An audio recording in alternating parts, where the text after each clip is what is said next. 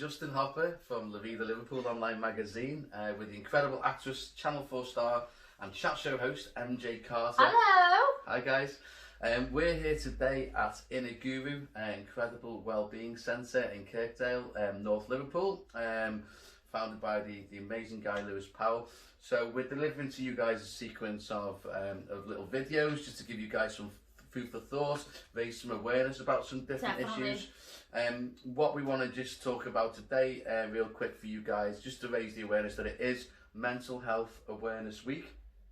And both of us, MJ and I, are both well familiar with mental health. Absolutely. You know, we've our family members. You know, I've had Nancy, kill herself due to mental health, and an uncle the same. You know, and I think that it's important to just have a quick chat, just to remind you guys it's Mental Health Awareness Week, and just to basically remind people that you don't know what people are going through. People are fighting invisible battles, aren't Absolutely. they? And you've had a lot of mental health in your life, haven't you? Since I was 5 years old, I've always had mental health in my life, and my dad suffered a lot with mental health. My dad passed away after the first week of January in 2020, and mental health it's come along with my life, and it's so important to talk. It's so important to just be open and just to have a support system around you, to know that you can talk to people, there's places that you can go. And anxiety is, even though it's a symptom, everyone has anxiety in them, and it's about finding a coping mechanism to go, right, okay, I'm feeling this way today, how do I overcome that? Yeah. That's what's so important. So what methods do I use to move myself forward?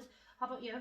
Well, I'm fortunate in that I'm a very positive person, as you know. Go away. Just a little bit, you know what I mean? I'm probably too positive. I think that's such a thing. I think that I'm an ultimate optimist, and that has its flaws as well, because basically if you're too positive, you think, oh, it's going to be fine. There's a thing of being too positive. Like everyone, like us all today, you must have a day, and I'm going to be honest because I know people are going to want to know this, and I want to know it as well. You must have a day and go, shit. Well, at the end of the day, there is sometimes things a little bit flat. So, for instance, things are going against you, or maybe things are a bit tight with money when you're working your ass off and stuff. It's like, why is everything going wrong for me? But you turn it around. Well, genuinely speaking, and it's a strange phenomenon, really. But I've split up from relationships, and you feel like your heart's ripped out. You know what I mean? In terms of grief and loss, I've had a lot of loss. My father passed away as well. A couple of years, 3 years ago now, and I feel I've always tended to deal with loss like that quite well. I think it's when I've split up from someone in a relationship, and you feel like your heart's ripped out, and you're lying in the fetal position in bed, and you're absolutely devastated. You know what I mean? And you can't think of anything else.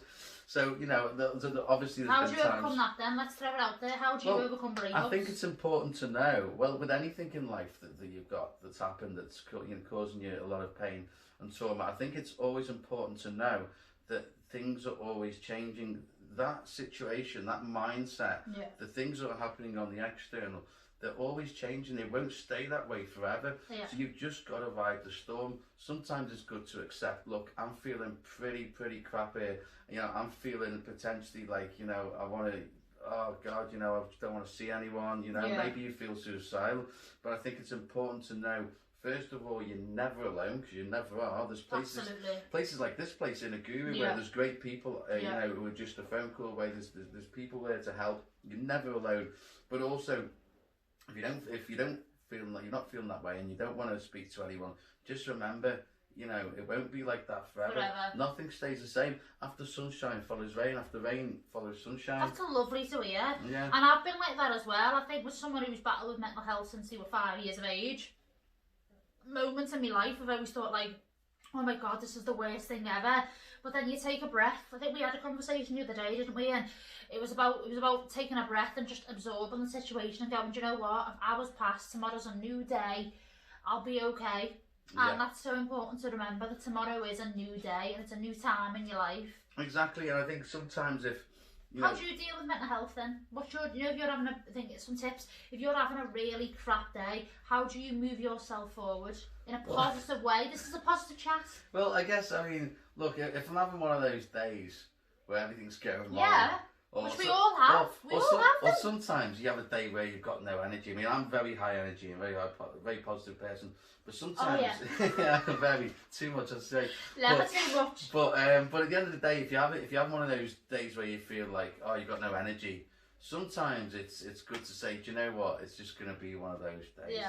So let's just go back to bed and watch a movie, or just do something. And eat some yummy food. But for me, as a lot of people know, become very fond of bike rides. So I think that is one of the most healthy things you can do.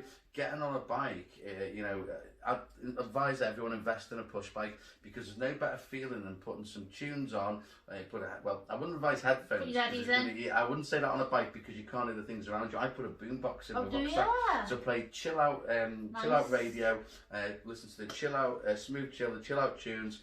Go on a bike ride, just go on an adventure, take yourself away from that situation. When you're in a room and it's all you can think about, this problem or this person or this finances or whatever, it'll drive yourself crazy. Get out there in the fresh air, explore, and just remove yourself from the situation. Do the power of good.